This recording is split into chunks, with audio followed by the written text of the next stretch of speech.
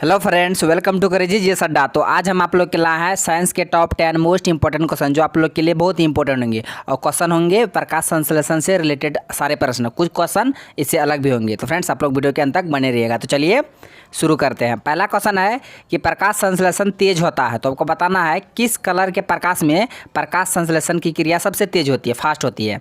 Option में आपको दिया पीला प्रकाश में, सफ़ेद प्रकाश में, लाल प्रकाश में, अंधेरा में।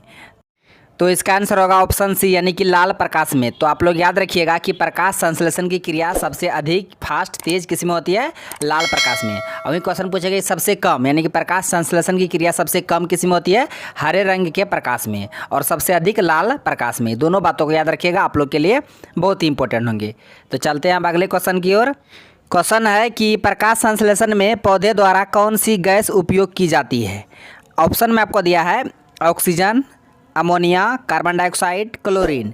तो इसका आंसर बता दे, ऑप्शन सी हो जाएगा यानी कि कार्बन डाइऑक्साइड। तो प्रकाश संश्लेषण के दौरान पौधे के द्वारा कार्बन डाइऑक्साइड गैस का उपयोग किया जाता है, और देता है कौन सा गैस, उत्पन्न कौन सा गैस होता है, तो ऑक्सीजन गैस उत्पन्न होता है, जिससे हम लोग लेते हैं, फिर हम लोग कार्बन डाइऑक्साइड छोड़ते हैं, फिर वो कार्बन डाइऑक्साइड लेता है, फिर वो ऑक्सीजन छोड़ता है। ये चलता रहता है। तो आप इसे याद रखिएगा कि प्रकाश संश्लेषण के दौरान पौधे के द्वारा उपयोग किया जाता है कौन सा गैस, कार्बन डाइऑक्साइड, और देता कौन सा गैस, ऑक्सीजन। ये दोनों बातों को याद रखिएगा। तो चलते हैं अब अगले क्वेश्चन की ओर। क्वेश्चन है कि प्रकाश संश्लेषण के दौरान पैदा होने वाले ऑक्सीजन का स्रोत है। तो आपको बताना है कि जो प्रकाश संश्लेषण की क्रिया होती है उसके दौरान जो ऑक्सीजन गैस पैदा होता है, उत्पन्न होता है, कहाँ से होता है, उसका स्रोत क्या है। ऑप्शन में आपको दिया जल, carbon dioxide, chlorophyll, Surya Prakash. तो आपको बताना है कि जल का पैदा कहाँ से होता है, किस स्रोत से। तो इसका आंसर बता दें, ऑप्शन ए हो जाएगा यानी कि जल से। तो ऑक्सीजन की प्राप्ति कहाँ से होती है, जल से, प्रकाश संश्लेषण के दौरान। तो आप लोग सभी क्वेश्चन को याद रखिएगा कि प्रकाश संश्लेषण के दौरान पौधा कौन सा गैस उपयोग करता है, कार्बन डाइऑक्साइड, और देता कौन सा गैस, ऑक्सीजन, और ऑक्सीजन का स्रोत क्या है, जल। तो तीनों क्वेश्चन को आप याद रखिएगा, आपके लिए बहुत ही इंपॉर्टेंट होंगे। तो चलते हैं अब अगले क्वेश्चन की ओर।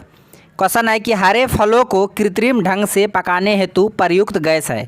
तो आपको बताना है कि हरे फल को जो कृत्रिम रूप से पकाते हैं हम लोग, किस गैस का उपयोग करके हम लोग पकाते हैं। प्राकृतिक रूप से नहीं फ्रेंड्स, यहाँ क्वेश्चन में पूछ रहा है कृत्रिम रूप से।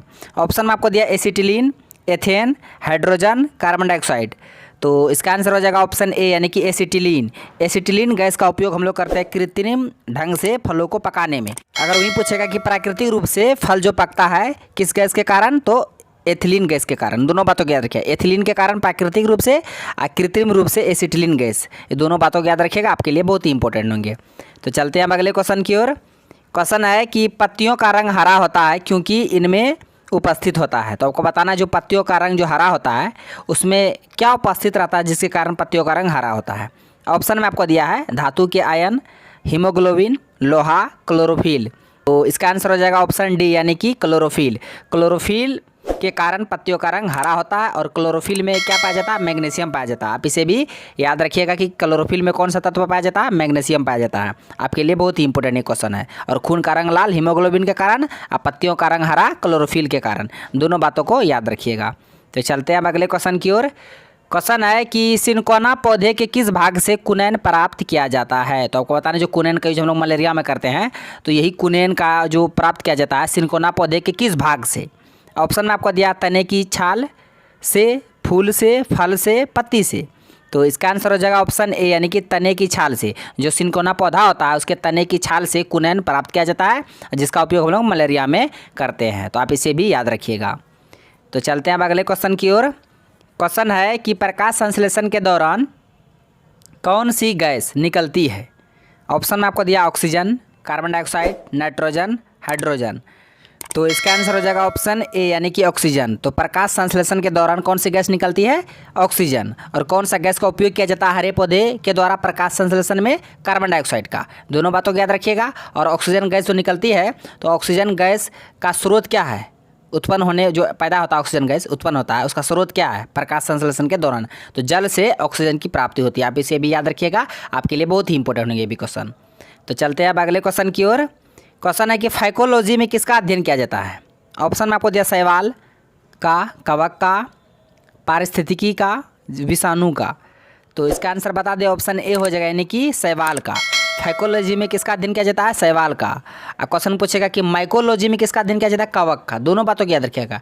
शैवाल का अध्ययन फाइकोलॉजी, कवक का अध्ययन माइकोलॉजी। ये दोनों क्वेश्चन पूछते हैं, आप ये दोनों क्वेश्चन को याद रखिएगा, आपके लिए बहुत ही हेल्पफुल होंगे। तो चलते हैं अब अगले क्वेश्चन की ओर।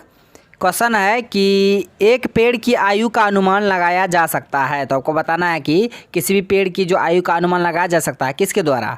ऑप्शन में आपको दिया है तने के बने हुए वलयों को गिनकर, पत्तियों को गिनकर, शाखाओं को गिनकर, पेड़ों के आकार को मापकर। तो इसका आंसर बता दें, ऑप्शन ए हो जाएगा, यानी कि तने के बने हुए जो वलय होते हैं उनको गिनकर किसी भी पेड़ का आयु का अनुमान लगाया जा सकता है, ना कि पत्तियों को गिनकर या शाखाओं को गिनकर या पेड़ के आकार को मापकर। पत्तियों को गिनकर कोई पेड़ की आयु का पता लगाया जा सकता है? नहीं लगा सकता है, उतना सारा पत्ती होता है, शाखा तो होगा नहीं, उसके बाद आकार ये भी नहीं होगा। इसलिए इसका आंसर ऑप्शन ए हो जाएगा, यानी कि तने के बने हुए जो वलय होते हैं उनको गिनकर पेड़ की आयु का अनुमान लगाया जा सकता है। आप इसे याद रखिएगा, आपके लिए ये भी क्वेश्चन बहुत इंपॉर्टेंट होंगे। तो चलते हैं अब अगले क्वेश्चन की ओर। ये आज का टॉप 10 क्वेश्चन का लास्ट क्वेश्चन होगा और इस क्वेश्चन का आंसर आप लोग को कमेंट बॉक्स में देना है। क्वेश्चन है कि पुष्पों का अध्ययन कहलाता है, जो पुष्प होते हैं उसका अध्ययन क्या कहलाता है। ऑप्शन में आपको दिया एंथोलॉजी, पोमोलॉजी, फाइकोलॉजी, पॉलिनोलॉजी। तो इसका आंसर आप लोगों को कमेंट बॉक्स में देना है। तो आज का क्वेश्चन बस यहीं तक था। आई होप सारे क्वेश्चन बता दिए। यदि आपको वीडियो अच्छा लगा तो मेरा वीडियो को लाइक कीजिए तथा मेरा यूट्यूब चैनल कर दीजिए सड्डा को सब्सक्राइब करें और बेल आइकन को भी हिट कर दीजिए, ताकि हर एक लेटेस्ट वीडियो का नोटिफिकेशन तुरंत आप तक पहुँच जाए। थैंक्स फॉर वॉचिंग वीडियो, धन्यवाद। मिलते हैं अब नेक्स्ट वीडियो में नेक्स्ट सेट के साथ।